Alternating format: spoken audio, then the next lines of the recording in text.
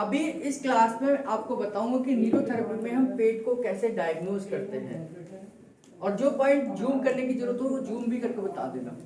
तो न्यूरोथेरेपी को हम कैसे डायग्नोज करते हैं। न्यूरोथेरेपी में सबसे पहला ट्रीटमेंट जो है वो डायग्नोज का है, यानी कि अगर हम डायग्नोज कर लेंगे न्यूरोथेरेपी के हिसाब से तो हम बीमारी का इलाज भी कर लेंगे। तो एक डायग्राम मैंने आपको बनाया है यहाँ पर। ये एक सिस्टम है, एक व्यक्ति है, कोई भी है, वो जब भी आपके सामने खड़ा होगा या लेटा होगा तो इस तरीके से लेटा होगा।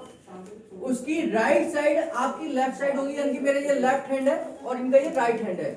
ये मेरा राइट हैंड है, ये इनका लेफ्ट हैंड है, यानी कि ये अपोजिट डायरेक्शन में वो खड़ा होगा या अपोजिट डायरेक्शन में लेटा होगा। तो हमें ये ध्यान करना है हमेशा, ये आपका लेफ्ट उसका राइट होगा, आपका राइट उसका लेफ्ट होगा। अगर मैं इस तरीके से खड़ा होऊंगा, यानी कि वो व्यक्ति और मैं दोनों एक तरीके से खड़े हैं, तो उसका भी राइट और मेरा भी लेफ्ट है ना। तो ये ध्यान करना। अब मैं इसकी लोकेशन बताऊंगा आपको कैसे हम डायग्नोज करेंगे, और ये प्रैक्टिकली भी आपको सिखाऊंगा। सबसे पहले हम नाभि को देखते हैं। नाभि हमारी बिल्कुल सेंटर में है, यानी कि नाभि का पॉइंट हमारा सेंटर में होता है। हम कैसे डायग्नोज करते हैं, कैसे उसका लोकेशन ध्यान करते हैं। दूसरा, ये जो एरिया है ये रिब्स का एरिया है।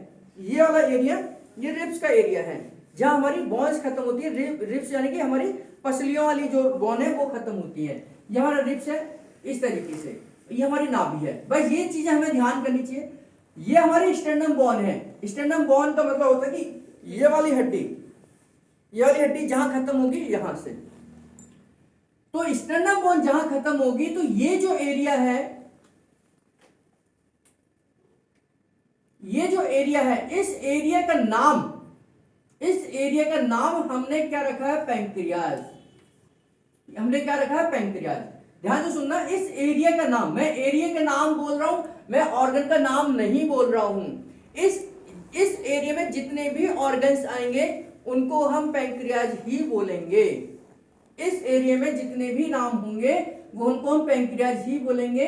जैसे अगर किसी घर में 10 लोग रहते हैं लेकिन उस घर की नेम प्लेट केवल एक ही के नाम पर होती है, ऐसे ही यहाँ पर जितने भी ऑर्गन्स होंगे उन सबको हम एक ही नाम से बुलाएंगे, यह है पैंक्रियाज। तो इस एरिया में जितने ऑर्गन्स हुए उसका क्या नाम है, पैंक्रियाज। अब इसके साथ में जो रिब्स है, इस रिब्स के साथ में ये वाला जो एरिया है, यानी कि ये वाला जो एरिया है, इस एरिया में जितने भी ऑर्गन्स आएंगे उन सबको हम स्प्लीन बोलेंगे।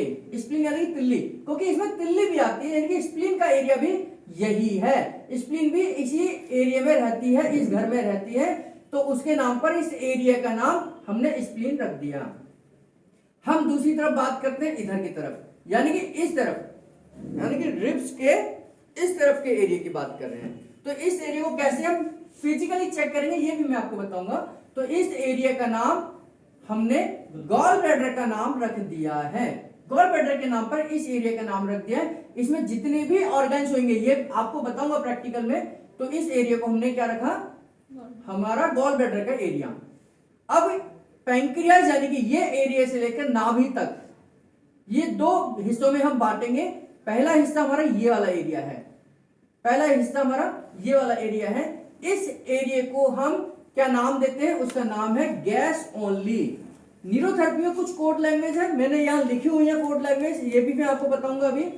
तो न्यूरोथेरेपी में स्टमक को यानी कि पेट को एरिया को, इस एरिया को हम गैस ओनली बोलते हैं, कोड लैंग्वेज है।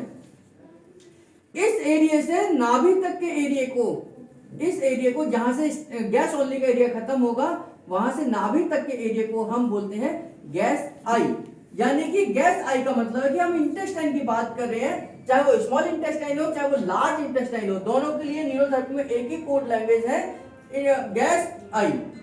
ठीक है, तो ये एरिया हमने क्या नाम रखा है, इस एरिया का गैस आई। अगर ये कौन सा एरिया आ गया, नाभि का एरिया।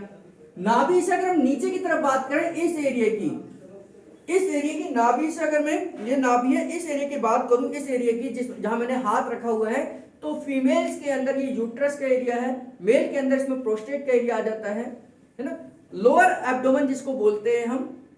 तो इस एरिया का नाम हमने रखा है WD। इस एरिया का नाम हमने रखा है WD। आपका ये, हाँ, ये वाला एरिया, ये जो मैंने लिखा है यहाँ पे प्रोस्टेट भी लिखा है, यूट्रस भी लिखा है, WD भी लिखा है। WD क्या है? WD एक हमारी कोड लैंग्वेज है। फीमेल्स के अंदर एक प्रॉब्लम आती है जिसको हम बोलते हैं वाइट डिस्चार्ज, सफेद पानी का आना। उस प्रॉब्लम के नाम पर इसका नाम हमने रख दिया है WD वाइट डिस्चार्ज है। ये मैं कोड लैंग्वेज में आपको एक बार याद करा दूंगा। तो ये एरिया हमारा हो गया WD का। तो हमने ऊपर से नीचे तक आगे सारे। अब हम दाएं और बाएं की बात करते हैं। ये जो एरिया है, इस एरिया में जितने भी ऑर्गन्स आएंगे, इस एरिया में जितने भी ऑर्गन्स रहते हैं, उनका एक नाम रखा है। उस नाम का है लिवर, क्योंकि यहां पर सबसे बड़ा एरिया किसका है? लिवर का है। तो इसमें जितने भी पार्ट्स होंगे तो ये लिवर के नाम पर कहलाएंगे। इसका क्या मतलब है, क्या लॉजिक है, ये भी सारी चीजें मैं बताऊंगा आगे। अभी केवल हमने ये समझना है कि इस एरिया को हमने क्या नाम दिया? लिवर नाम दे दिया। इसके अपोजिट में यहां से यहां तक का एरिया, यहां से यहां तक का एरिया हमने क्या बोल दिया? इसको बोल दिया म्यूकस। ये मैंने यहां लिखा हुआ है म्यूकस।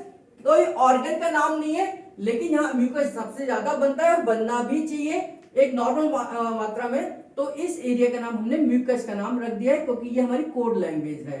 जब आप पढ़ेंगे तो इसको मैं बताऊंगा कि हम कैसे लिखते हैं। ये म्यूकस का हो गया। तो ऊपर भी हो गया, नीचे भी हो गया, दाएं और बाएं भी हो गया। अब हम तिरछा बात करते हैं इधर की तरफ। इस तिरछा, ये तिरछा, ये जो तिरछा है, इस एरिया का नाम हमने रखा है कॉन्स्टिपेशन। ये लिखा है कॉन्स्टिपेशन। कॉन्स्टिपेशन का मतलब है कि इस एरिया में हमारे को कॉन्स्टिपेशन होने चांसेस ज्यादा होते हैं, यानी कि कॉन्स्टिपेशन यहां से हमारे को होना शुरू हो जाता है। इसके अपोजिट तिरछा बात करते हैं इस एरिया की। इस एरिया की अगर मैं बात करूं तो इस एरिया का नाम हमने रखा है डिसएंट्री। यहां लिखा हुआ है डिसएंट्री। डिसएंट्री यानी कि ये नाम हमने केवल कोड लैंग्वेज के लिए रख दिया है इस एरिया का नाम, और इसका नाम है डिसएंट्री। यानी कि यहां पर लूज मोशन होने के चांसेस सबसे ज्यादा है। जब भी इंटेस्टाइन में इंफेक्शन होगा, इन्फ्लामेशन होगा या फूड पॉइजनिंग होगी, तो लूज मोशन में सबसे ज्यादा पेन इस एरिया में आएगा। हमने ये सारा कवर करा। अब नीचे तिरछा बात करते हैं इस एरिया की। ये जो एरिया है, ये एरिया ध्यान करना, ये राइट का एरिया है, इनका राइट है। तो यहां पर राइट में अगर बात करें तो यानी कि राइट में अगर मैं बात करूं, फीमेल के अंदर राइट ओवरी का पार्ट आता है, मेल के अंदर राइट टेस्टिस का पार्ट आता है। ये अपेंडिक्स का भी भाग है। इस एरिया को अपेंडिक्स का भाग भी बोलते हैं, लेकिन हमने किसी एक के नाम पर इस एरिया का नाम रखना है, क्योंकि नेम प्लेट तो एक ही की लगेगी, सबकी नहीं लगती। तो यहां पर जो हमने नेम प्लेट लगाई है वो राइट ओवरी की लगाई है। राइट ओवरी की नेम प्लेट लगाई है। इसको हम कैसे लिखेंगे कोड लैंग्वेज में, ये भी मैं आपको बताऊंगा। अब इस एरिया की बात करूं मैं, इस एरिया की, तो इस एरिया में यानी कि मैं लेफ्ट साइड की बात करूं इस एरिया की, तो ये एरिया जो है फीमेल के अंदर लेफ्ट ओवरी का है, मेल के अंदर लेफ्ट टेस्टिस का है, और दोनों के अंदर ये सिग्मॉइड कोलन भी है। सिग्मॉइड कोलन भी है ना। तो हम कॉमन नाम एक रखेंगे, क्योंकि तीन की नाम प्लेट हम यहां नहीं लगा सकते, एक ही की लगाएंगे। तो इसका नाम हमने रखा है लेफ्ट ओवरी। लेफ्ट ओवरी नाम रखा है। तो आपने ये देखा कि मैंने सभी एरिया का नाम यहां पर, यानी कि पूरा का पूरा हमारा पेट रजिस्ट्री हो गई है, सबके नाम पर अलग अलग अलग एरिया का नाम रख दिया है। दोबारा से रिवाइज कर देता हूं। ये हमारा एरिया पैंक्रियास का एरिया है। पैंक्रियास भी ऑर्गन इसमें आएगा, और भी सारे दूसरे ऑर्गन्स भी आएंगे, लेकिन उस एरिया का नाम हमने पैंक्रियास रख दिया है। इस एरिया को हमने गॉल ब्लैडर का एरिया रखा, इसको हमने स्प्लीन का एरिया कहा। पैंक्रियास से थोड़ा सा नीचे इस एरिया को हमने गैस ओनली बोला, इस एरिया को गैस आई बोला। ये नाभि आ गई। नाभि से नीचे का जितना भी एरिया है हमारा WD का होगा। ये एरिया हमारा लेफ्ट ओवरी का होगा। ये एरिया हमारा म्यूकस का होगा। ये एरिया हमारा स्प्लीन का होगा। ये एरिया हमारा गॉल ब्लैडर का होगा। ये एरिया हमारा लिवर का होगा। ये एरिया हमारा राइट ओवरी का होगा। ये हमारा WD। तो इस प्रकार आप देख रहे हैं कि पूरे पेट को मैंने कोई ना कोई नाम दे दिया है। इसमें कोई भी एरिया ऐसा नहीं बचा जिसमें मैंने कोई नाम ना दिया हो। न्यूरोथेरेपी कोड लैंग्वेज है, मैं आपको बता देता हूं, यहां पर ध्यान से देखना आप लोग। पैंक्रियास को जैसे मैंने एरिया का नाम रखा, उस एरिया में जो नेम प्लेट लगेगी वो पैंक्रियास के नाम की नहीं लगेगी। पैंक्रियास का शॉर्ट नेम लिखा जाएगा, और शॉर्ट नेम को हम बोलते हैं पैन। तो छोटी सी नेम प्लेट लगा दी है वहां पर। तो पूरा नाम लिखेंगे तो बड़ी नेम प्लेट लग जाएगी। तो छोटा सा एरिया हमने लिखा PAN, पेन। ये पेन किसको बताएगा? इस एरिया के बारे में बताएगा। गॉल ब्लैडर, गॉल ब्लैडर बड़ा नाम है तो हमने लिखा GAL, गॉल। ये कोड लैंग्वेज है, जब भी आपको ये GAL आएगा लिखा हुआ तो इसका मतलब है कि हम इस एरिया की बात कर रहे हैं। इसके बाद है स्प्लीन। स्प्लीन बड़ा नाम है, हम छोटा नाम लिखते हैं इसका SPL, स्प्लीन। तो स्प्लीन का जब भी नाम आएगा ये हमें बताएगा कि हम इस एरिया की बात कर रहे हैं। लिवर, लिवर को हम LIV बोलते हैं, LIV बोलते हैं कोड लैंग्वेज में। तो ये शॉर्ट नेम है और ये शॉर्ट नेम हमें LIV जब भी बोलेंगे हम तो ये बताएगा कि हम किस एरिया की बात कर रहे हैं, इस एरिया की बात कर रहे हैं। म्यूकस, म्यूकस बड़ा नाम है, हमने दो उसमें अल्फाबेट यूज करे MU। MU जब भी वर्ड आएगा वो म्यूकस को बताएगा और म्यूकस पॉइंट जो है वो इस एरिया को बताएगा। स्टमक यानी कि पेट, पेट एक बड़ा नाम है, स्टमक एक बड़ा नाम है। इसको हमने कोड लैंग्वेज में एक नाम रखा गैस ओनली। इसको कई जगह गैस खाली भी लिख दिया जाता है। हम न्यूरोथेरेपी की बुक्स में देखेंगे तो गैस खाली, गैस ओनली दोनों, अगर खाली का मतलब ओनली तो इसलिए गैस ओनली या गैस खाली। गुरुजी कई बार इसे गैस खाली के नाम से बोलते थे, तो किताबों में गैस खाली भी लिखा हुआ है। तो इसका कोड लैंग्वेज है गैस ओनली। जैसे हम गैस ओनली देखेंगे या पढ़ेंगे तो हमें ध्यान आना चाहिए कि ये पैंक्रियास से लेकर इस एरिया की बात कर रहे हैं। इंटेस्टाइन, इंटेस्टाइन की कोड लैंग्वेज है गैस आई।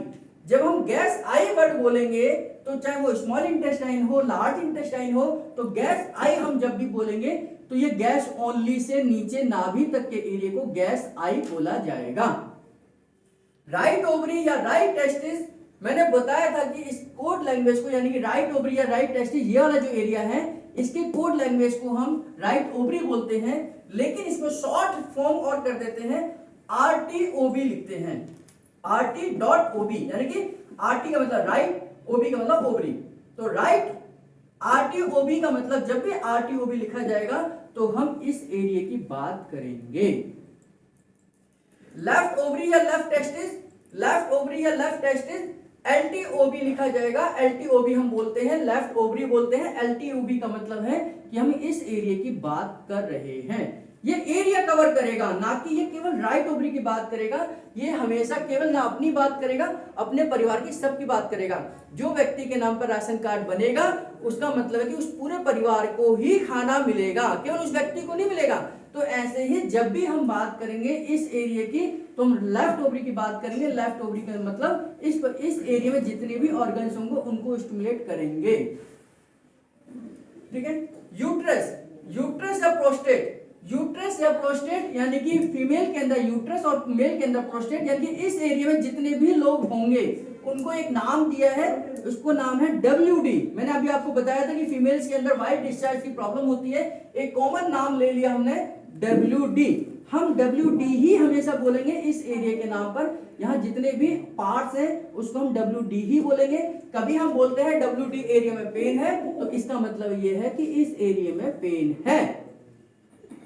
कॉन्स्टिपेशन, कॉन्स्टिपेशन को हम इतना बड़ा कॉन्स्टिपेशन नहीं लिखते हैं, इसको शॉर्ट में CONST लिखते हैं। CONST, जहां पर भी कॉन्स्ट लिखा होगा इसका मतलब है कि हम कॉन्स्टिपेशन की बात कर रहे हैं और कॉन्स्टिपेशन का एरिया हमारा ये वाला एरिया कहलाएगा।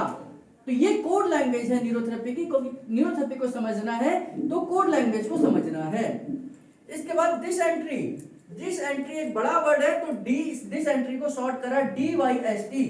DYST का मतलब डिसएंट्री है। डिसएंट्री पॉइंट जो हमारा है वो इस एरिया को बताएगा, यानी कि डिसएंट्री का मतलब कि अगर डिसएंट्री में पेन है, एक न्यूरोथेरेपिस्ट दूसरे न्यूरोथेरेपिस्ट को फोन पे ये बोलता है कि डिसएंट्री पॉइंट में पेन है, तो दूसरा न्यूरोथेरेपिस्ट समझ जाता है कि हम इस एरिया की पेन की बात कर रहे हैं।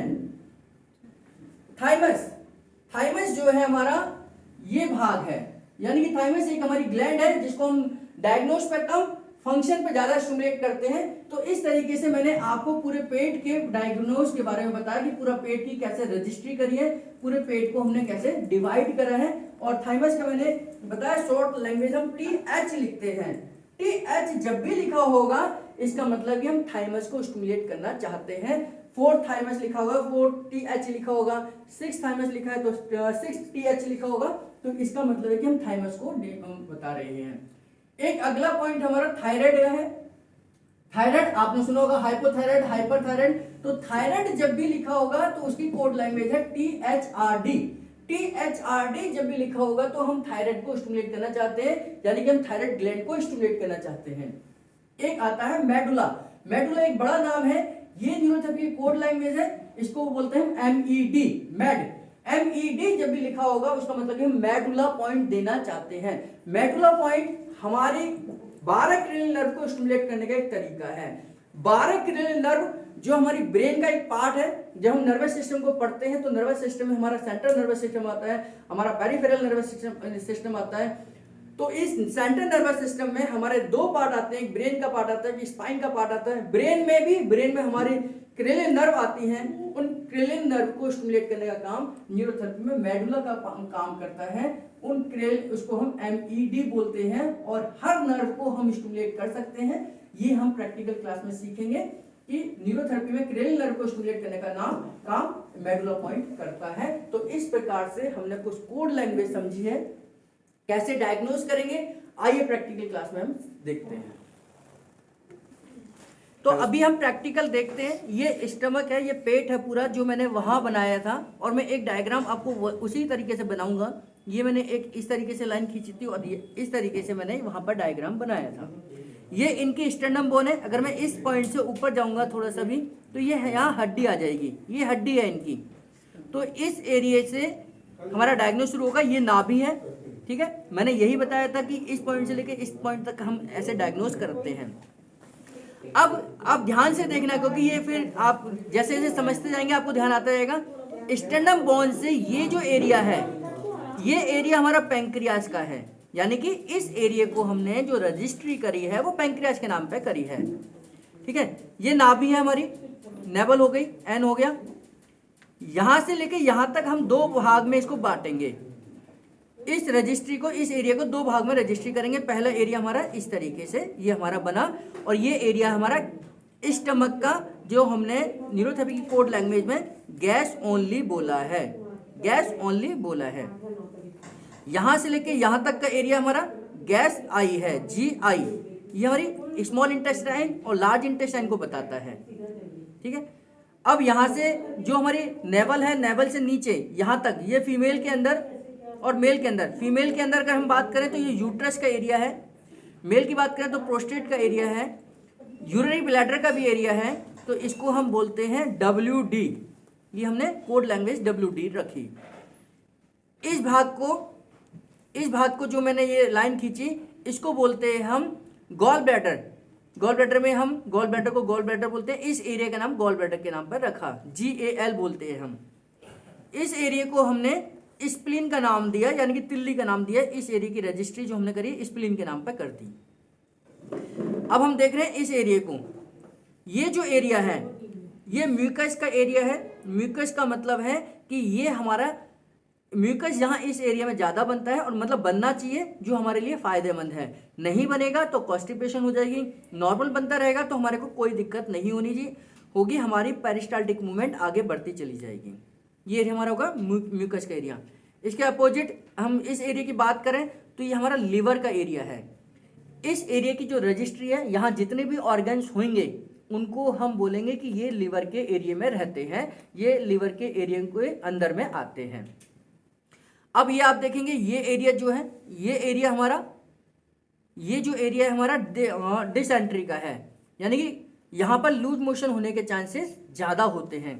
क्योंकि आपको मैं बता दूं, मैंने जैसे आपको बताया था कि हमारी राइट बॉडी क्या है, अल्कलाइन है, लेफ्ट बॉडी क्या है, एसिडिक है। यानी कि ये जो एरिया है, ये पूरी राइट, इस इधर का आधा जो है वो अल्कलाइन बॉडी है, ये इनका लेफ्ट है, ये हमारा एसिडिक बॉडी है। यानी कि इस एरिया में पानी की मात्रा ज़्यादा पाई जाएगी, इस एरिया में पानी की मात्रा कम पाई जाएगी। ज़्यादा पानी की मात्रा है इसीलिए लूज मोशन होने के चांसेस ज़्यादा हैं। इधर पानी की कमी है तो यहाँ कॉन्स्टिपेशन होने के चांसेस ज़्यादा हैं।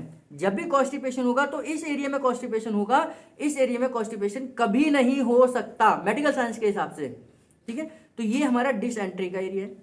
अगर मैं इधर की बात करूँ तो ये हमारा मैंने अभी बताया आपको कि ये इधर कॉन्स्टिपेशन होने के चांसेस हैं, तो इस एरिया को हम कॉन्स्टिपेशन का एरिया बोलते हैं।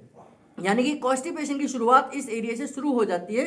अब इस एरिया से जैसे जैसे मोशन आगे की तरफ बढ़ेगा, वहां कॉन्स्टिपेशन कहीं पर भी हो सकता है, यहां पर भी हो सकता है, यहां भी हो सकता है, यहां पे भी हो सकता है, लेकिन शुरुआत कॉन्स्टिपेशन की यहां से हो गई।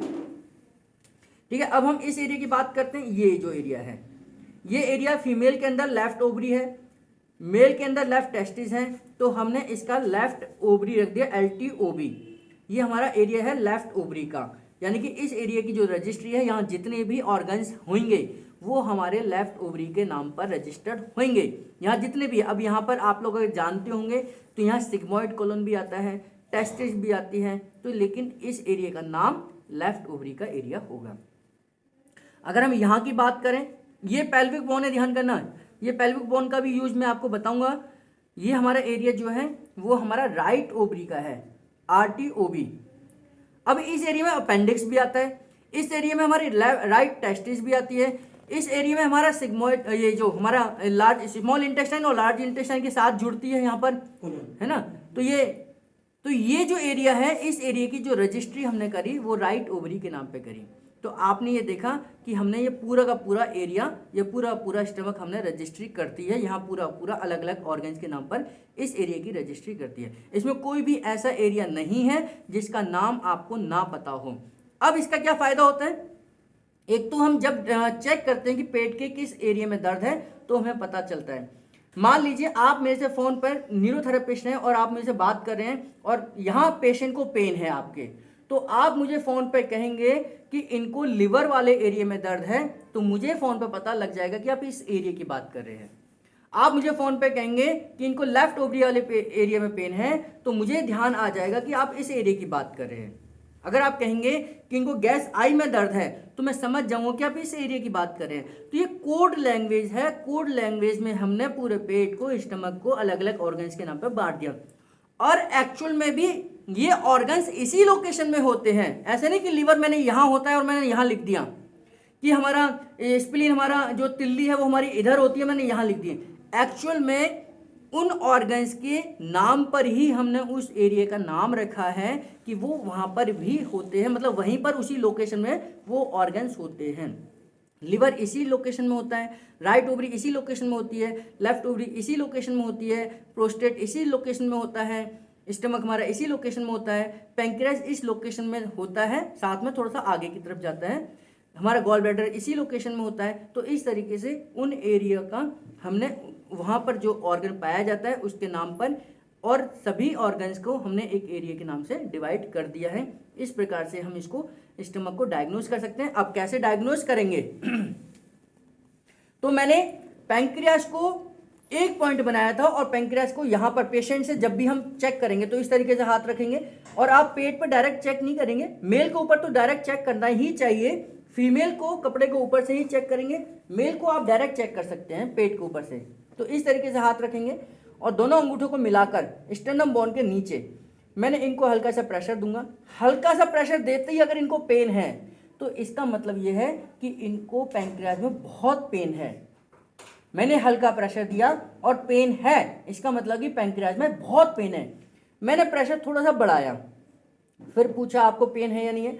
अगर मेरे प्रेशर से बढ़ाने से इनको पेन है तो इसका मतलब है कि इनको पेन थोड़ा सा ज़्यादा है ना। और मेरे दबाने से इनको मैंने अच्छा खासा दबाया और उस समय पेन है, इसका मतलब है कि इनको पेन नहीं है। यानी कि मेरे टच करते ही पेन है तो बहुत ज़्यादा पेन है, मेरे दबाने पे पेन है तो थोड़ा कम पेन है, और मेरे काफ़ी ज़्यादा दबाने के बाद पेन है तो इसका मतलब है कि इनको पेन नहीं है। ये हमें डायग्नोज में हेल्प करेगा। जैसे मान लीजिए मैंने गैस ओनली को चेक करा, एक पॉइंट दबाया, पेन नहीं है, दूसरा पॉइंट दबाया, पेन नहीं है, तीसरा पॉइंट दबाया, पेन नहीं है। इसका मतलब है कि इनको गैस ओनली वाले एरिया में पेन नहीं है। ये हर एरिया को हम ऐसे ही चेक करेंगे। लीवर को चेक करेंगे, यहाँ दबाया नहीं है, यहाँ दबाया नहीं है, यहाँ दबाया नहीं है। यानी कि ना केवल ये लिवर के बारे में बताएगा बल्कि इस एरिया में ब्लड का सर्कुलेशन प्रॉपर है, यानी कि यहाँ पर खून का दौरा बिल्कुल ठीक है, इसलिए इस एरिया में कोई भी पेन नहीं है। इस एरिया में मेरे दबाने पर दर्द है, इस एरिया में मैं दबा कर पूछ रहा हूँ पेशेंट से, मेरे दबाने पर दर्द है, इसका मतलब है कि यहाँ सर्कुलेशन नहीं है, और यहाँ सर्कुलेशन नहीं होगा तो इस एरिया में जितने भी ऑर्गन्स होंगे, इसका मतलब है कि उनका फंक्शन प्रॉपर तरीके से नहीं हो सकता। यहाँ पेन होने का मतलब है कि आपके इंटेस्टाइन में कॉन्स्टिपेशन हो सकता है, आपके इंटेस्टाइन में म्यूकस ज़्यादा बनेगा या कम बनेगा, दोनों ही कंडीशन में यहाँ पेन हो सकता है। अगर यहाँ पेन आ रहा है, आपको इस एरिया में पेन आ रहा है, तो इसका मतलब ये है कि या तो आपको कॉन्स्टिपेशन की समस्या है, या आपको ये भी हो सकता है कि इस एरिया में आपकी जो स्मॉल इंटेस्टाइन सिग्मोइड कॉलोन है वो अपना प्रॉपर तरीके से फंक्शन नहीं कर पा रहा है। जिस भी एरिया में दर्द होगा, मैंने ये नाम बता दिया आपको, रजिस्ट्री कर दी, जिस भी एरिया में दर्द होगा इसका मतलब है कि वहाँ ब्लड का कमी है, ब्लड सर्कुलेशन कम है। न्यूरोथेरेपी वहाँ पर उस एरिया को स्टिमुलेट कर कर, उस पार्ट को स्टिमुलेट कर कर वहाँ पर ब्लड सप्लाई पहुँचा कर वहाँ से सारी रुकावट को क्लियर करती है और आपके उस ऑर्गन को स्टिमुलेट करती है और उस ऑर्गन के फंक्शन को ठीक करती है। तो इस प्रकार से हमने पेट को डायग्नोज कर कर, पेट को डायग्नोज कर कर उस एरिया के दर्द को पहचानते हैं। पहले उस किस एरिया में दर्द है ये देखते हैं। जब एरिया का दर्द हमें पता चल जाता है कि इस एरिया में है, इस एरिया में है, इस एरिया में, हम एक नोट चार्ट बनाते हैं, एक चार्ट पर लिखते हैं, पेपर पर लिखते हैं। फिर न्यूरोथेरेपी की अलग अलग टेक्निक है उस एरिया के दर्द को निकालने की। हम डायरेक्ट सर्कुलेशन भी देते हैं, इनडायरेक्ट सर्कुलेशन भी देते हैं, पैर की उंगलियों से भी वहाँ सर्कुलेशन पहुँचाते हैं, और दूसरे हम डायरेक्ट सर्कुलेशन देकर उस एरिया में ब्लड सप्लाई को बढ़ाते हैं। जैसे ही हम उस एरिया में ब्लड सप्लाई बढ़ाएंगे वहाँ ब्लड का सर्कुलेशन जाएगा, वहाँ के ऑर्गन स्टिमुलेट होंगे, और जैसे ही वहाँ के ऑर्गन स्टिमुलेट होंगे वो अपना काम प्रॉपर तरीके से सही जो काम है उनके वो कर पाएंगे। तो इसका मतलब ये हुआ कि न्यूरोथेरेपी ब्लड सर्कुलेशन बेस पर काम करती है, और मेडिकल साइंस भी यही कहती है कि हमें बीमारियां तभी आती हैं जब वहाँ पर किसी भी पार्ट में सर्कुलेशन की कमी आती है। हार्ट अटैक कब आता है? जब हार्ट में खून की दौरे की कमी आती है। तो इसी वजह से अगर हम न्यूरोथेरेपी का ट्रीटमेंट कराते रहें तो हार्ट में सर्कुलेशन ठीक रहेगा और आपको कभी हार्ट अटैक नहीं आएगा। ये हार्ट अटैक हमें पता चल जाता है। अब लिवर का हार्ट अटैक हमें पता नहीं चलता, क्योंकि वो लिवर सर्कुलेशन कम होगा, फंक्शन कम करेगा, लेकिन वो ऐसा नहीं कि वो बस्ट हो जाएगा जो हमें इंडिकेट करेगा। तो उसकी वजह से हमें बहुत सारी बीमारियां आनी शुरू हो जाती हैं। तो न्यूरोथेरेपी का ट्रीटमेंट देकर हम उस एरिया में सर्कुलेशन भेज सकते हैं और वहाँ जो बीमारी आई है उसको ठीक कर सकते हैं। तो न्यूरोथेरेपी में इसको हम बोलते हैं neurotherapy diagnostic chart, anti diagnostic chart. Current position, अगर उसके टच करते ही आपको उसको पेन है तो यहाँ लिखेंगे 3+, यानी कि आपने टच करा था और पेन था।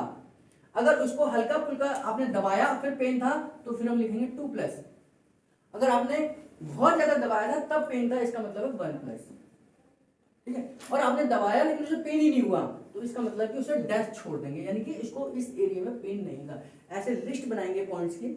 ये पॉइंट्स आपको सारे आ गए हैं, किस एरिया में कौन सा डायग्नोस करा जाता है। ये हेल्प करेगा आपको इस चार्ट को बनाने में।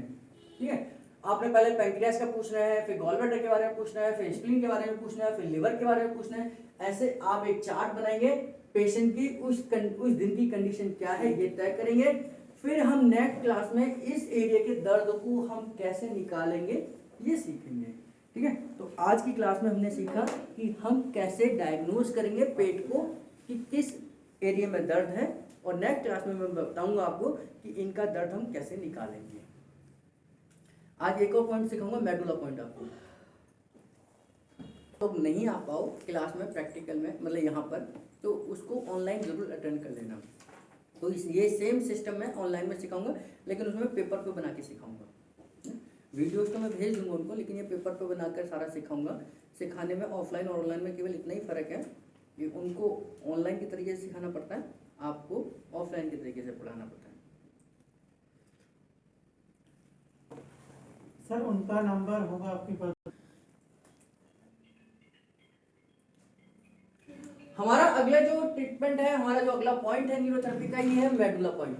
ये बहुत इफेक्टिव ट्रीटमेंट है, बहुत इफेक्टिव और बहुत सिंपल। जितना सिंपल उतना ज्यादा इफेक्टिव है। मेडुला हमारा न्यूरोथेरेपी का एक बहुत महत्वपूर्ण पार्ट है। हमारे बहुत सारे हेपरिन, बहुत सारे फॉर्मूले इनसे बनते हैं। ये मेडुला क्या है?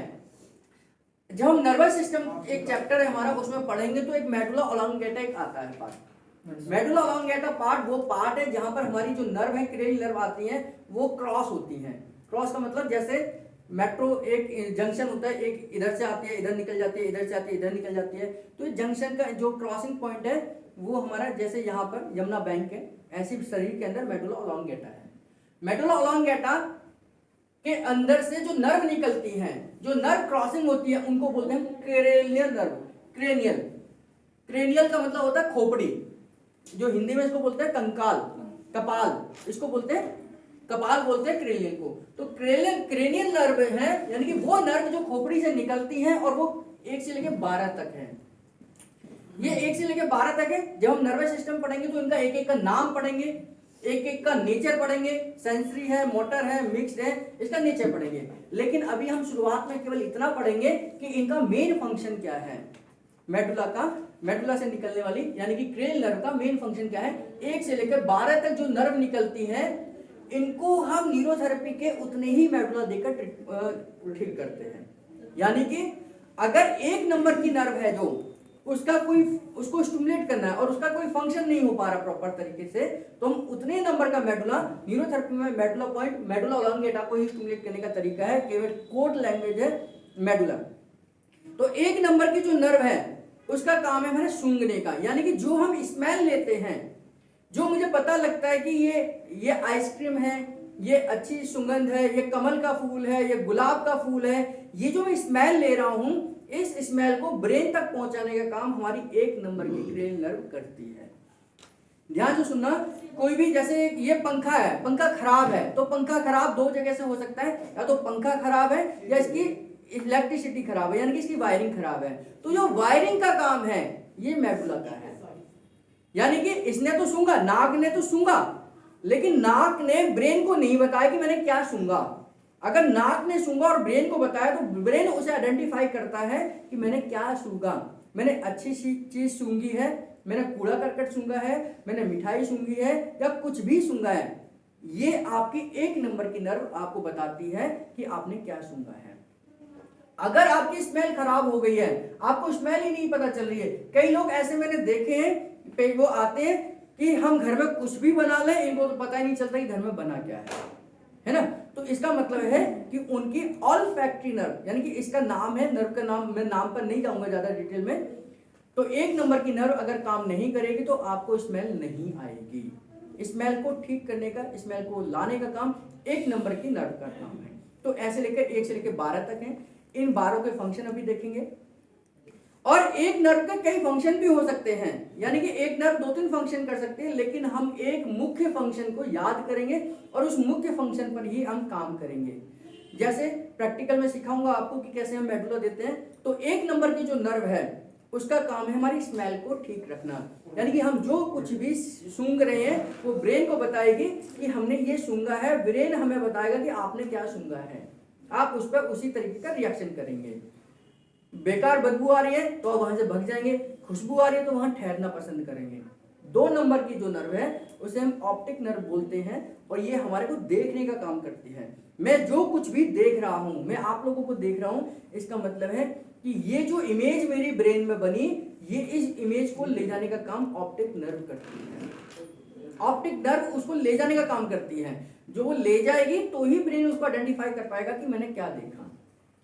3 नंबर की जो नर्व है, ध्यान से सुनना समझना क्योंकि ये बहुत जरूरी है। 3 नंबर की जो नर्व है वो आंखों के पल्पिटेशन को कंट्रोल करती है।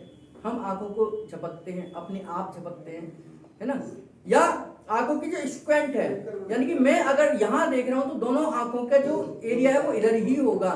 अगर मैं इधर देख रहा हूं तो दोनों आंखें इधर जाएंगी, और मैं इधर देख रहा हूं तो दोनों आंखें मेरी इधर जा रही हैं। कई लोगों को आपने देखा होगा ऐसा कि मैं वो देख इधर रहे होते हैं, एक आंख इधर भग रही है, एक आंख इधर जा रही है। ये स्क्वेंट है, यानी कि भेंगापन जिसको बोलते हैं। ये भेंगापन 3 नंबर की नर्व की कमजोरी की वजह से आता है। यानी कि 3 नंबर की नर्व अगर आपका प्रॉपर फंक्शन नहीं करेगी तो आपको भेंगापन हो सकता है। कई लोगों को आपने देखा होगा कि पता ही नहीं चलता वो देख किधर रहे हैं और बात किधर कर रहे हैं। ये 3 नंबर की नर्व का फंक्शन है। 4 नंबर की नर्व जो है वो हमारे हार्ट को भी सर्कुलेशन पहुंचाती है, लेकिन मेन उनका काम है हमारे सर्वाइकल के एरिया में सर्कुलेशन पहुंचाना। यानी कि हमारे एरिया में ये शोल्डर ब्लेड में कम, अगर मेरे को स्टिफनेस हो रही है, गर्दन की मूवमेंट में स्टिफनेस हो रही है, तो ये 4 नंबर की नर्व का काम है कि इस स्टिफनेस को दूर करना, इसमें सर्कुलेशन पहुंचाना। मैंने आपको फिर कहा कि एक नर्व कई सारे फंक्शन कर सकती है। जब हम गूगल पे जाएंगे, जब हम किसी मेडिकल डिक्शनरी को देखेंगे, तो आप डालेंगे function of fourth cranial nerve, तो उसमें बहुत सारे फंक्शन आ सकते हैं, 3 आ सकते हैं, 4 आ सकते हैं, लेकिन न्यूरोथेरेपी में हमें मेन फंक्शन को फोकस करना है कि उसका मेन फंक्शन क्या है। 5वें नंबर की जो नर्व है वो हमारे लंग्स को स्टिमुलेट करती है, यानी कि लंग्स को अगर प्रॉपर तरीके से फंक्शन नहीं कर पा रहा है, अस्थमा के पेशेंट हैं या आपको ब्रोंकाइटिस हो गया है, तो उस कंडीशन में हम 5वें नंबर की नर्व को स्टिमुलेट करेंगे, क्योंकि उसकी जिम्मेदारी है कि वो लंग्स को स्टिमुलेट करे। और अगर 6 नंबर की नर्व है वो हमारे हाइपोथैलेमस को स्टिमुलेट करती है। हाइपोथैलेमस आपके भूख, प्यास और टेम्परेचर को कंट्रोल करता है। मैंने जैसा आपको बताया कि एक नर्व कई फंक्शन कर सकती है, एक नर्व कई फंक्शन कर सकती है, तो 6 नंबर की जो नर्व है वो हमारे हाइपोथैलेमस को स्टिमुलेट करती है, साथ में ब्रेन को स्टिमुलेट करती है, क्योंकि ब्रेन के अंदर ही हाइपोथैलेमस है। तो यानी कि आपको अगर मेमोरी ठीक नहीं है, आपको याददाश्त कमजोर है, आपको याद नहीं रहता है, तो ये 6 नंबर की नर्व की जिम्मेदारी है कि आपकी मेमोरी ठीक हो, आपको ब्रेन में ब्लड सप्लाई प्रॉपर जाए, आपका हाइपोथैलेमस ठीक से काम करे। अब ये हाइपोथैलेमस क्या है, ये हम एंडोक्राइन सिस्टम में पढ़ेंगे। 6 नंबर। 7वें नंबर की जो नर्व है वो आपके 7वें नंबर की नर्व आपके फेशियल इंप्रेशंस को कंट्रोल करती है। जैसे मैं हंसता हूं, मैं बोलता हूं, तो दोनों गालों की मांसपेशियां काम करती हैं, है ना। कोई हंसता है तो दोनों तरफ की मांसपेशियां शुरू करती हैं, दोनों पे जिनके डिंपल्स पड़ते हैं उनको दोनों को डिंपल्स पड़ते हैं, यानी कि वो 7 नंबर की नर्व काम कर रही है। जिन लोगों को फेशियल पैरालिसिस होता है, यानी कि चेहरे का पैरालिसिस हो जाता है, जिसको वेल पाल्सी हम बोलते हैं, तो एक तरफ फेस सिकुड़ जाता है, या इधर हो जाएगा या इधर हो जाएगा। इसमें डॉक्टर साफ साफ बोलते हैं कि इनको 7वें नंबर की नर्व में कंप्रेशन आ गया है या पाल्सी हो गई है, काम नहीं कर पा रही है। तो उस कंडीशन में हम 7 मेडुला देकर 7वें नंबर की क्रेनियल नर्व को स्टिमुलेट करते हैं, यानी कि वेल पाल्सी के पेशेंट को ठीक करते हैं। 7वें नंबर की नर्व की वजह से ऐसा होता है।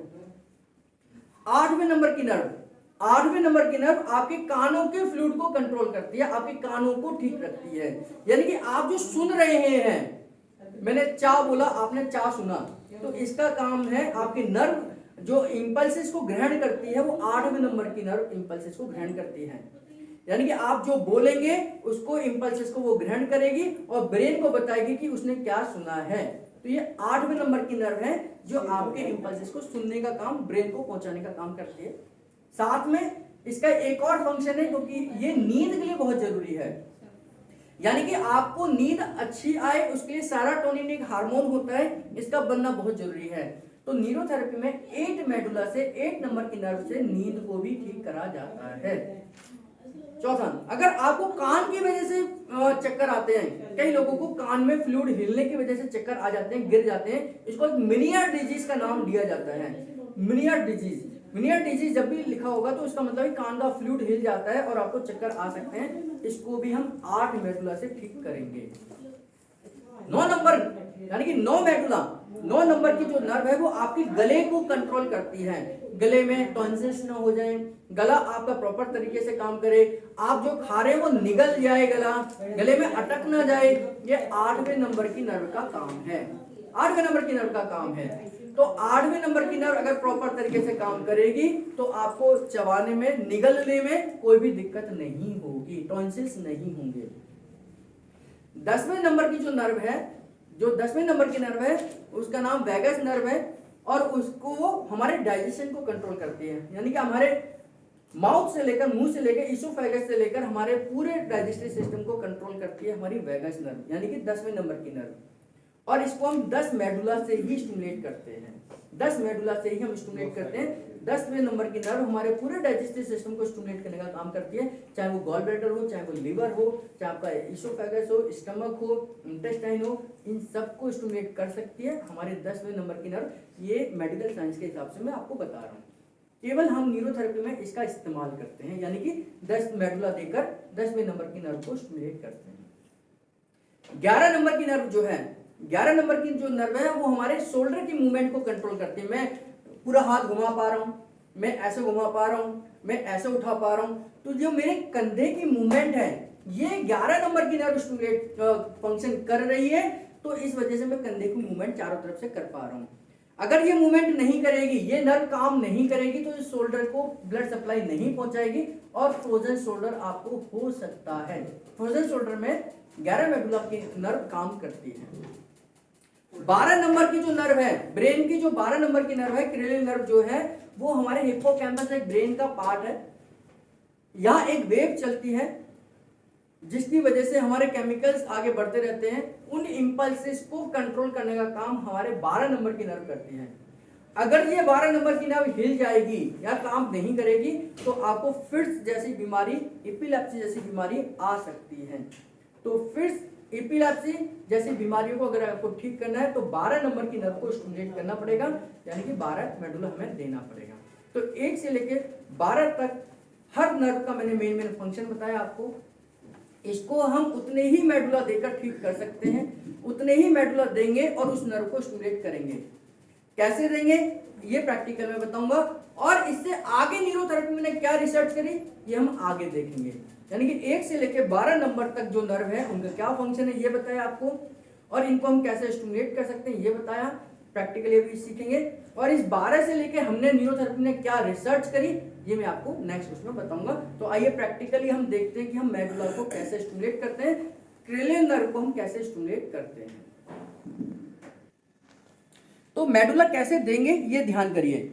मेडुला का पार्ट जो एरिया है वो कान से शुरू होकर जहां गर्दन खत्म होती है यानी कि इस एरिया तक जाएगा।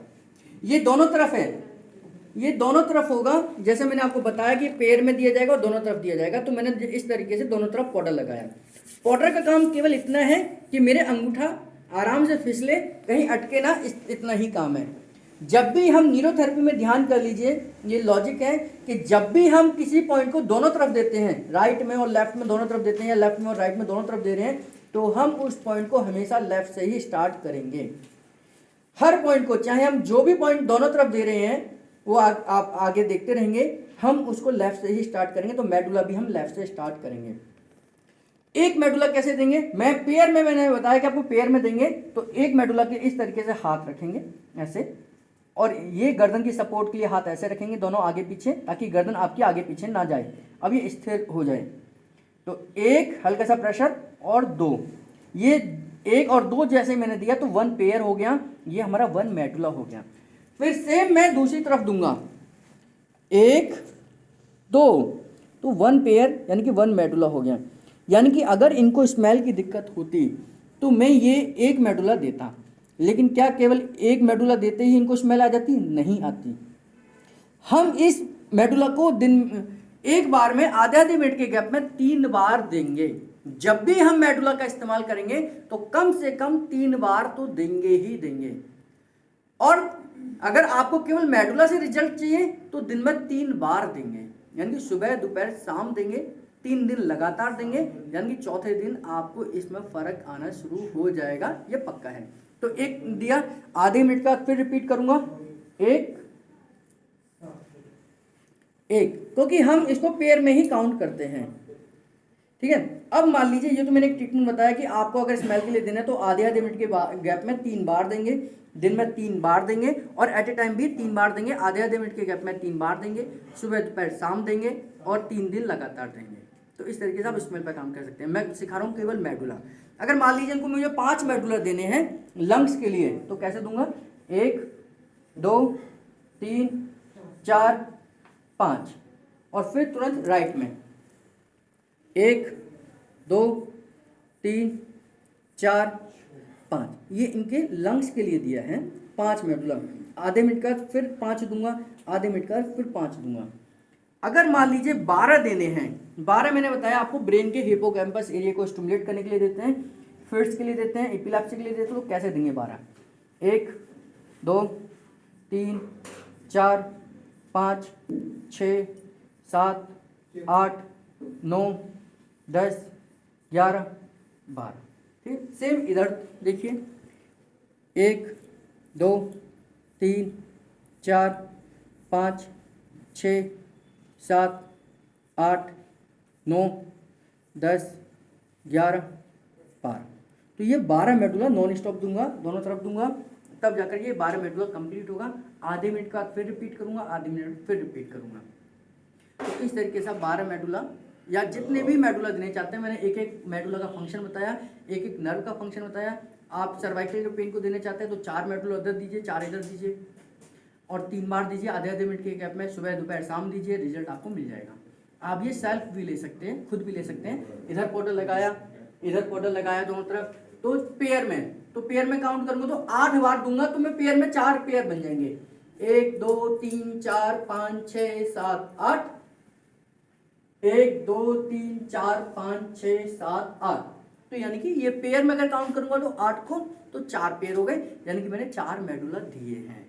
ऐसे अगर 3 मेडुला देने हैं मुझे तो 1 2 3 4 5 6, 1 2 3 4 5 6। तो ये 3 मेडुला पेयर में हो गए, कोई डबल पेयर में काउंट करते हैं हम लोग। तो इस तरीके से आप हर मेडुला को दे सकते हैं, हर नर्व को स्टिमुलेट कर सकते हैं, दूसरे को कर सकते हैं, सेल्फ भी ले सकते हैं। आपको कोई दिक्कत है, जो मैंने बीमारियां बताई, आप खुद मेडुला लीजिए, आधे आधे मिनट के गैप में 3 बार लीजिए, सुबह दोपहर शाम लीजिए।